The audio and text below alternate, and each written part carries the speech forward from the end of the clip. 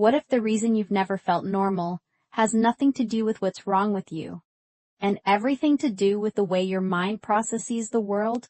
Maybe you've noticed it for years. You can be surrounded by people and still feel strangely separate from them. You get exhausted by conversations that seem effortless for everyone else. You need more time alone than you can explain. You notice changes in people's voices, expressions, and behavior that nobody else seems to notice. You question answers that everyone else simply accepts. And sometimes, you wonder if you're overthinking everything, or if you're simply seeing things other people aren't paying attention to. But here's where it gets interesting. Some of these behaviors are associated with deeper cognitive processing, greater self-awareness, and a stronger need for meaning. And the same traits that can make you feel isolated can also become some of your greatest psychological strengths. But there's a catch. Because the trait that makes you unusually perceptive can also make you overanalyze. The trait that makes you independent can make it difficult to ask for help. And the trait that makes you comfortable alone can slowly turn into emotional distance. So this isn't a video about proving that you're smarter than everyone else. It's about something much more useful. Understanding why your mind keeps responding to the world differently. Because once you recognize the pattern, some of the things you've spent years criticizing yourself for may finally start making sense. And the 10th one may explain something even deeper. Why you can know yourself extremely well and still feel like nobody completely understands you. 1. You recharge alone. You don't necessarily dislike people. Some of the people you love can genuinely energize you. But after extended social interaction, something inside you becomes depleted. You go home, close the door, and slowly, you feel yourself returning.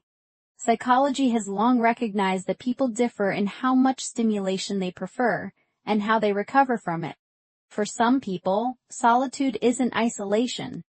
It's recovery. The problem begins when you interpret that need as a defect. You don't have to force yourself to enjoy constant stimulation simply because other people do. Sometimes being alone isn't withdrawing from life. It's how you return to yourself. 2. You can't stop asking why. Someone gives you an explanation. Your brain immediately asks another question. Why? Then another. And another. This is related to what psychologists call need for cognition, the tendency to enjoy engaging with complex and effortful thinking. For you, an answer often feels less like an ending and more like a doorway. The downside is obvious. You can struggle to switch your mind off. You can analyze a conversation long after it ended. You can turn a simple decision into 20 possibilities. But the same tendency can also help you notice connections other people overlook. The goal isn't to stop thinking deeply. It's learning when deeper thinking is useful, and when it has quietly become rumination. 3. You struggle to care about things that feel meaningless.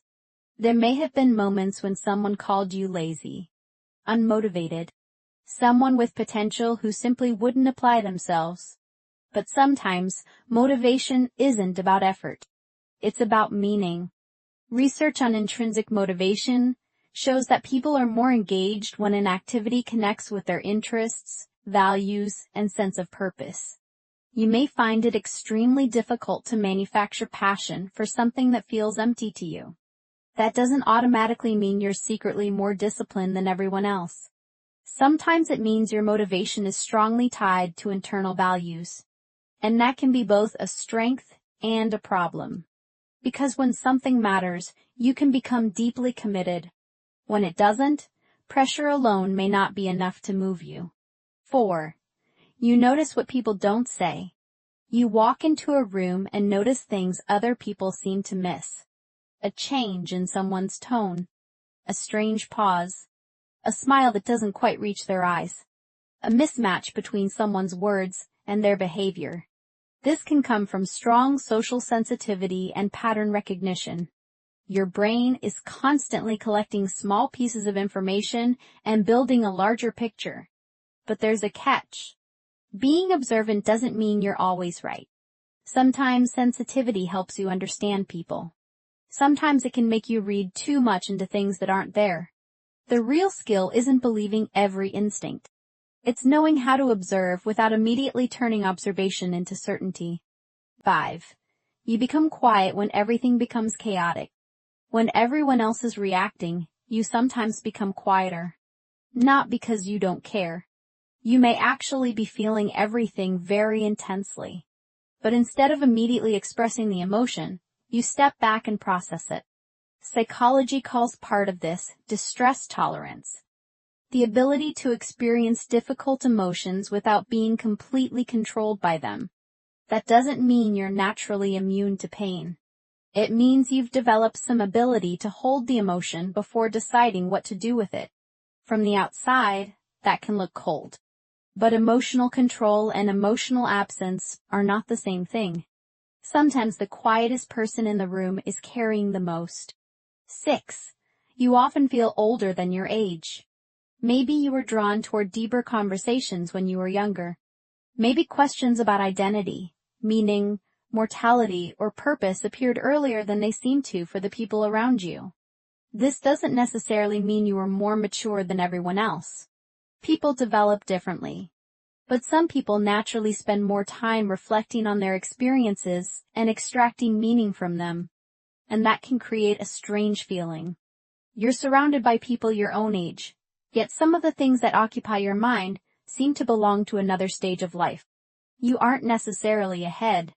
You may simply be focused on different questions. 7. You feel the gap between who you are and who you could become. This one can hurt. You carry an image of the person you believe you could become. Not a fantasy. A possibility.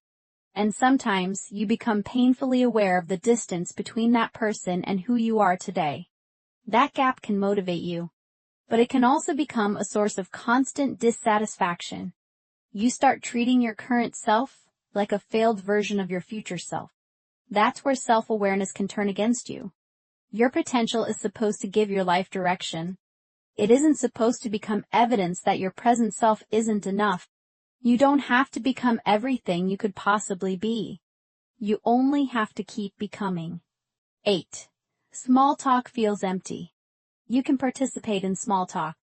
You just don't understand why it has to stay there. You want conversations that eventually reach something real. What someone actually believes. What they're afraid of. What changed them. What they secretly want. For people with a strong need for meaningful connection, surface interaction can feel unsatisfying. But this doesn't mean small talk is pointless. Sometimes small talk is simply the doorway people use before they feel safe enough to open the deeper rooms. The important question isn't whether you can tolerate shallow conversation. It's whether you have people with whom you can eventually go deeper. 9. Silence doesn't scare you. You can sit alone without immediately reaching for noise.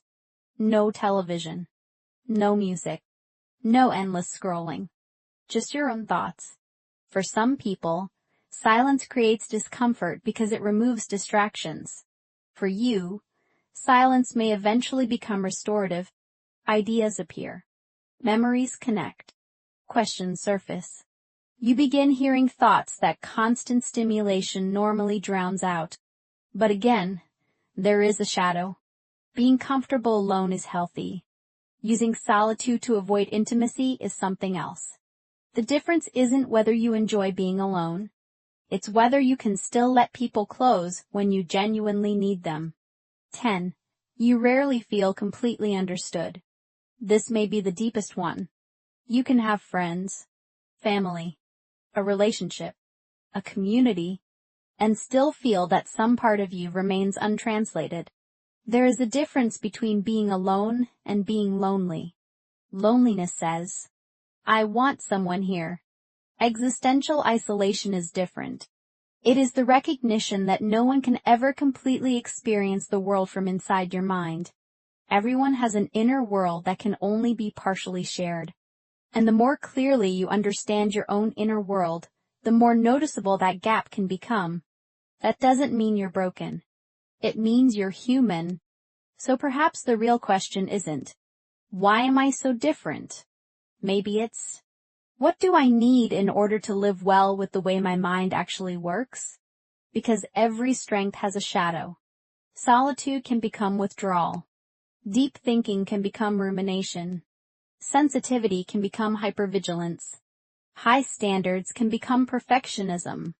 Independence can become an inability to ask for help. Self-awareness can become constant self-monitoring. The goal isn't to convince yourself that every unusual trait is secretly a superpower. The goal is to understand yourself accurately. Because once you understand your patterns, you can stop fighting against parts of yourself that were never the problem. You can build relationships where depth is possible. Work that connects with your values. A life with enough quiet to think. And enough connection to remind you that understanding yourself doesn't mean living entirely inside your own head. Maybe you've spent years asking yourself why you don't seem to fit as easily as everyone else. Why you need more solitude. Why you question things other people accept. Why you crave conversations that actually mean something. Why you sometimes feel understood by almost no one. But perhaps the goal was never to become more normal. It was to understand yourself well enough to stop fighting the way your mind works. Because every strength has a shadow. Your depth can become overthinking. Your independence can become isolation. Your sensitivity can become exhaustion. Your self-awareness can become self-criticism. The answer isn't to get rid of those traits. It's to learn how to live with them wisely. You don't need to prove that you're different. And you don't need to prove that you're exceptional. You only need to understand yourself accurately. Because the moment you stop asking, why can't I be more like everyone else? You can finally start asking a much better question. What kind of life actually fits the person I am? And maybe that's where feeling different stops being a problem and starts becoming information. If you recognize yourself in this video, tell me which trait you've lived with the longest. Just the number is enough. Someone reading your answer may realize they're not the only person who feels this way. Take care of your mind. It's doing more than you realize.